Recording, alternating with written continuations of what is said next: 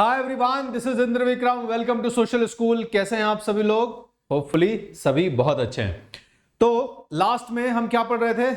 जल्दी से अगर आप रिकॉल करोगे तो आपको याद आ जाएगा कि आप मेसोपोटामिया के बारे में, यानी राइटिंग एंड सिटी लाइफ जो चैप्टर है उसमें मेसोपोटामिया के बारे में जो अर्बनिज्म है वो टॉपिक पढ़ रहे थे। आप द सिग्निफिकेंस ऑफ अर्बनिज्म पढ़ रहे थे। अब याद होगा कि सिग्निफिकेंस ऑफ अर्बनिज्म में एक बात हमने डिस्कस करी थी जो रिलेट थी कहां से? एग्रीकल्चर से।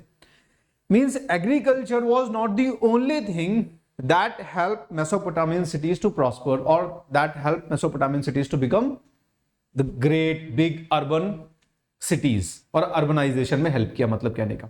अब यहां पे उसी कंटिन्यूएशन में लास्ट में हमने समझ लिया कि किस किस तरीके से कौन कौन से और दूसरे फैक्टर है, जैसे manufacturing, services, division of labour, trade, commerce, ये सब कुछ समझ लिया था, याद होगा आपको। और अब हम उसी में थोड़ा सा और आगे बढ़ रहे हैं कि शहरों में जो गुड्स हैं उनका मूवमेंट कैसे होता था। यानी मेसोपोटामिया में एक चीज आपने देख ली थी, ग्रेन्स, स्टोरेज, डिस्ट्रीब्यूशन।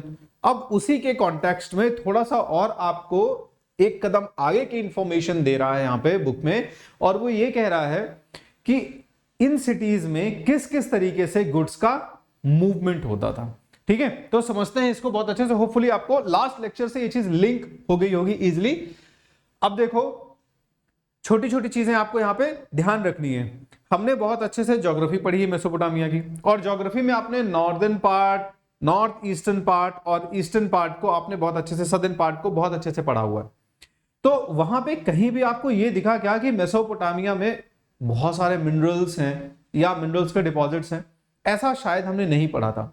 तो मेसोपोटामिया में जो मिनरल्स का मूवमेंट होगा, क्योंकि लास्ट लेक्चर को अगर याद करोगे तो वहां पे स्टोन कार्वर की कहानी पढ़ी थी, वारका हेड जो है उसके बारे में पढ़ा था।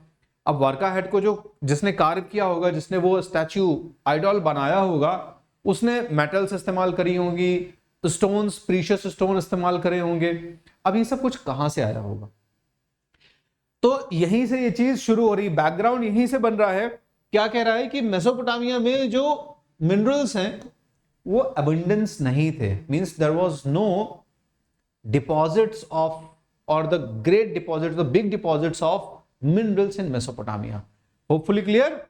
तो ये मिनरल रिसोर्सेज आते कहां से थे? ऑब्वियसली ये आसपास के रीजन से आते होंगे। जहां पर आप वेस्ट की तरफ जाएंगे तो आपको मिनरल डिपॉजिट्स मिलेंगे। जैसे जैसे आप इस मैप में वेस्ट की तरफ जाओगे तो आपको मिनरल डिपॉजिट्स मिलेंगे। ठीक है, so Mesopotamia was not rich in mineral resources, so definitely these mineral resources would have been migrated और transferred from these different regions to Mesopotamia. यानी दूसरे दूसरे क्षेत्रों से मेसोपोटामिया में इन खनिज तत्वों को, मिनरल रिसोर्सेज को, संसाधनों को मंगाया गया होगा। ठीक है, इसके लिए ट्रांसपोर्टेशन चाहिए। कौन कौन से चैनल इस्तेमाल कर सकते हैं वो सारा कुछ इस लेक्चर में समझ में आ जाएगा। Most of the southern part lacked stones for tools, seals and jewels. Southern part में हमने क्या देखा? बड़े बड़े शहर हैं, जैसे अरक की बात करी हमने। ठीक है, तो ये जो सबसे इंपॉर्टेंट शहर है, और की बात करी हमने, मारी की बात करी हमने। ठीक है, सबसे पहले सुमेर की बात करी थी हमने। ये सारे शहर सदर्न पार्ट में ही फ्लरिश हुए, क्योंकि सदर्न पार्ट सबसे फिजिबल कंडीशंस और ज्योग्राफिकल कंडीशन कहने तो बेटर होगा, प्रोवाइड करता था सेटलमेंट के लिए।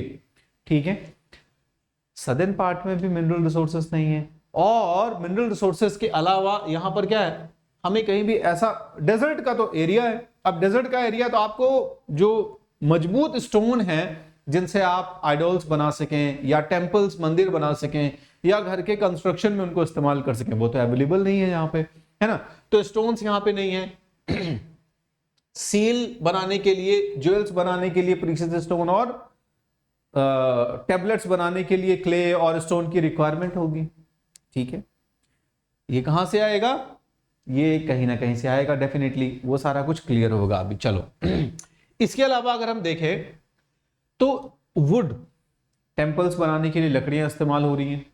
ठीक है, और भी दूसरे सेटलमेंट्स, घर बनाने के लिए भी लकड़ियां इस्तेमाल हो रही हैं। तो ये जो वुड है, लकड़ी है ना, ये ज्यादातर ऑब्टेन की जाती थी वहां से, कहां पे? जो डेट पाम, यानी जो खजूर के पेड़ होते थे, डेट पाम जो है ट्री, इसी से बेसिकली वुड ऑब्टेन किया जाता था। इसके अलावा एक और तरीके की लकड़ी होती है, एक तरीके का पेड़ होता है, ठीक है, जो लॉन्गिट्यूडनल ग्रोथ होती है, जिसकी मतलब डायमेंशंस में वाइडली वो बहुत ज्यादा ग्रोथ नहीं करता है, और उसकी जो ग्रोथ होती है वो लॉन्गिट्यूडनल ग्रोथ ज्यादा होती है, ठीक है, और उसमें इस तरीके से जो है वो पत्तियां आती हैं, ऐसा।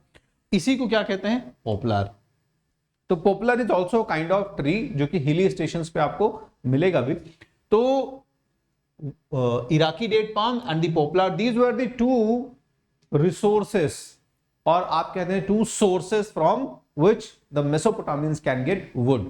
यानी दो ही साधन है जिससे मेसोपोटामिया के लोग क्या लकड़ी ऑब्टेन कर सकते हैं। अब इसमें भी क्या होता है, आप देखोगे कि इसमें पॉपुलर उतना स्ट्रांग नहीं है या उतनी ड्यूरेबिलिटी नहीं है, ठीक है। अब इन वुड्स का जो है यूज किस में होता था? कार्ट्स बनाने के लिए, कार्ट के व्हील्स बनाने के लिए, बोट्स बनाने के लिए, मतलब बैलगाड़ी के पहिए वगैरह, नाव वगैरह, बैलगाड़ी जैसी चीजें, या और दूसरी गाड़ियां जो चीजों को एक जगह से दूसरे जगह या गुड्स को एक जगह से दूसरी जगह पर मूव कर सके, वो बनाने के लिए इनका इस्तेमाल होता था, ठीक है।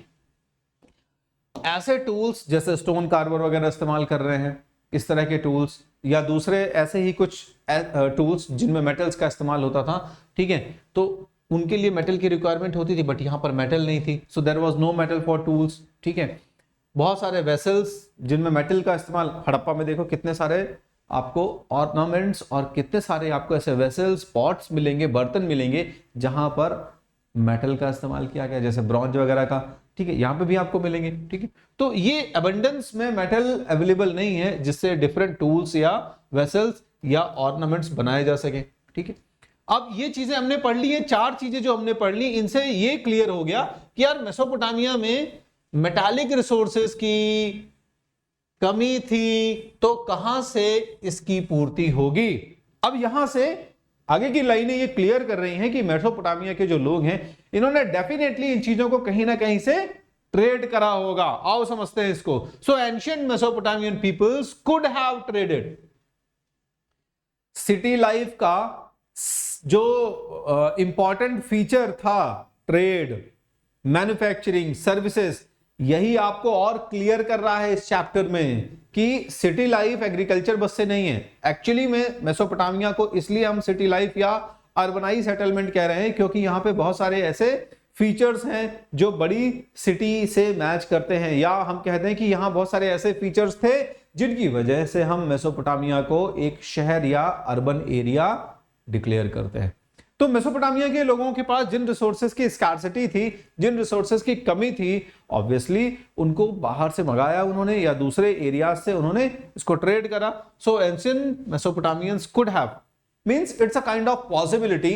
अब एग्जैक्टली ऐसा वर्णन नहीं है, एक्सप्लेनेशन नहीं है कि that particular commodity was brought from that particular place, कि पॉइंट ए से ये आया पॉइंट बी पर, तो that is not well maintained record के फॉर्म में, ऐसा नहीं है। बट हाँ, कुछ कुछ रेफरेंसेस ऐसे मिलते हैं जिनसे हमें पता चलता है कि अच्छा इस पर्टिकुलर जगह से ये आ सकता है, क्योंकि उस समय वो चीज वहां ग्रो कर रही है।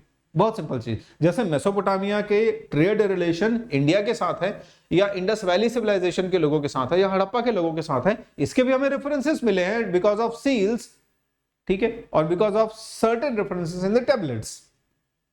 तो ये हम फिर आगे जाके उसको क्या कर सकते हैं, ये ऑब्जर्वेशन कर लेते हैं कि अच्छा डेफिनेटली रिलेट हो रहा है ये। तो यहां पे ये पॉसिबिलिटी है कि दे कुड हैव ट्रेडेड, यानी इन्होंने व्यापार किया होगा, इस चीज को एक जगह से दूसरी जगह पर मंगाया होगा, ठीक है। क्यों? क्योंकि उनके पास कुछ चीजें ऐसी थी जो एबंडेंस में थी। उनके पास सरप्लस क्या था, तो आपने पिछले लेक्चर्स में पढ़ा है कि उनके पास सरप्लस था agricultural produce, wheats, lentils, peas, ये अच्छे खासे अमाउंट में ग्रो करते थे ये लोग, है ना, पर्याप्त मात्रा में उगाते थे। इसके साथ साथ बहुत सारे मिल्चिंग प्रोडक्ट्स जैसे मीट प्रोड्यूस होता था, मिल्क प्रोड्यूस होता था, वुल प्रोड्यूस होता था, ठीक है। तो वुल से टेक्सटाइल कपड़े बने। सो टेक्सटाइल की चीजें, टेक्सटाइल के ऑब्जेक्ट्स को इन्होंने ट्रेड किया होगा, या एग्रीकल्चरल प्रोड्यूसर्स को इन्होंने ट्रेड किया होगा, ठीक है। और वुड, लकड़ियां ऑब्टेन करी होंगी जो ज्यादा ड्यूरेबल होंगी डेट पाम के कंपैरिजन में या पोपलार के कंपैरिजन में, कॉपर और टिन, सिल्वर, गोल्ड, ये सारे जो रिक्वायर्ड मेटल्स हैं जो यहां पर उपयोगी हैं, इनको उन्होंने मंगाया होगा। होपफुली ये चीज क्लियर हो गया होगा, ठीक है। बहुत सारे स्टोन्स टर्की से, ईरान से या गल्फ के एरिया से इन्होंने ऑब्टेन किया होगा। So that is a possibility कि Mesopotamian people could have obtained, यानी मेसोपोटामिया के लोगों ने इन चीजों को प्राप्त किया होगा। कहां से प्राप्त किया होगा? आसपास के क्षेत्रों से, और आसपास के क्षेत्र टर्की का एरिया हो गया, गल्फ का एरिया हो गया और ईरान। ये 3 लोकेशंस याद रखनी है कि नियरेस्ट लोकेशन से मेसोपोटामिया के लोगों ने ट्रेड किया होगा। किन किन चीजों का? कॉपर का, टिन का, सिल्वर का, गोल्ड का, ठीक है। और किन चीजों का ट्रेड किया होगा, यानी अपनी तरफ से कौन सी चीजें दी होंगी? एग्रीकल्चरल प्रोड्यूसेस दिए होंगे और टेक्सटाइल्स दिया होगा। क्लियर है? होपफुली सब कुछ क्लियर हो गया कि क्या क्या ट्रेड हुआ, किन किन रीजन से ट्रेड हुआ, ठीक है। Then efficient transport is also important for urban development. अब मेसोपोटामिया अगर शहर है तो शहर में ट्रेड करने के लिए एक प्रॉपर कम्युनिकेशन होना चाहिए, प्रॉपर चैनल होना चाहिए, चाहे वो वाटरवे हो, चाहे वो रोडवेज हो। भाई अगर आपको व्यापार करना है तो व्यापार आपको किसी न किसी मीडियम के थ्रू करना होगा ना। या तो आपके गुड्स बाय रोड जा रहे होंगे, या तो आपके गुड्स बाय एयर जा रहे होंगे, या तो फिर आपके गुड्स जो है वो बाय वाटर वे जा रहे होंगे। किसी न किसी चैनल के थ्रू कम्युनिकेट हो रहा होगा ये ट्रेड। लेकिन अब उस जमाने में इतना एडवांस में तो ट्रेड है नहीं, फिर भी waterways was the most common वे।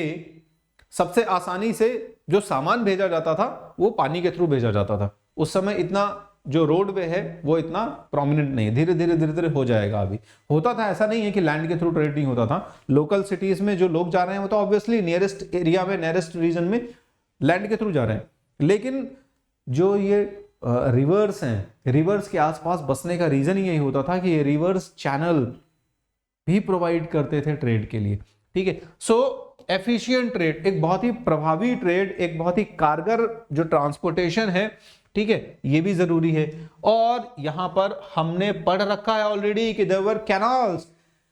जो 2 नदियां पढ़ी हैं आपने, कौन सी 2 नदियां हैं? यूफ्रेट्स और टिग्रिस और टाइग्रिस।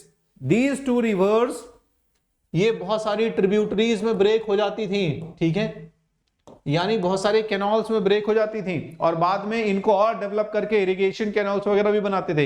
इन्हीं कैनाल्स को ये इस्तेमाल करते थे as a route, as a waterway, as a pathway, एक रास्ते के तौर पर, ध्यान रखिएगा, ठीक है, जहां से गुड्स का ट्रांसपोर्टेशन होता था between large and small settlement. यानी कि एक बड़े सेटलमेंट से छोटे सेटलमेंट की तरफ, या एक ऐसी जगह जहां पर कुछ रिसोर्सेस जो कि रिक्वायर्ड हैं वो अवेलेबल है, से उस जगह पर जहां पर रिसोर्सेस स्कार्सिटी में है, कम में है, ठीक है। यानी कोई पर्टिकुलर गुड या कमोडिटी जहां पर एक जगह, मान लीजिए लोकेशन एक है, प्रोड्यूस हो रही है यहां पे, अब लोकेशन बी में उसकी रिक्वायरमेंट है, फॉर एग्जांपल कॉपर, तो कॉपर की रिक्वायरमेंट लोकेशन बी में है क्योंकि लोकेशन बी में बहुत सारे स्टोन कार्वर्स रहते हैं जिनको कॉपर के टूल्स चाहिए। तो लोकेशन ए से लोकेशन बी में जाने के लिए जो सबसे कॉमन रास्ता इस्तेमाल हो जाता था, जिससे बहुत टाइम सेविंग तरीके से गुड्स या रिसोर्सेज पहुंच जाते थे, वो होता था ये कैनल्स। सो होपफुली ये क्लियर हो गया आपको। ये जो हमने डिस्कस करा ये क्लियर हो गया होगा कि किस किस तरीके से यहां पर ट्रेड होता था। Thank you so much.